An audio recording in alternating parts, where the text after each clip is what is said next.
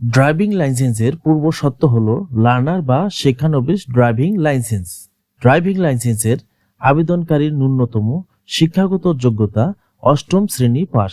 অপেশাদার এর জন্য ন্যূনতম 18 বছর এবং পেশাদার ড্রাইভিং লাইসেন্স এর জন্য বয়স ন্যূনতম 21 বছর হতে হবে।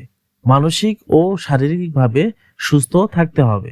ড্রাইভিং লাইসেন্স প্রাপ্তির প্রক্রিয়া: গ্রাহককে প্রথমে লার্নার বা শিক্ষানবিশ ড্রাইভিং লাইসেন্স এর জন্য প্রয়োজনীয় কাগজপত্র সহ অনলাইনে bsp.brta.gov.bd এর মাধ্যমে আবেদন করতে হবে।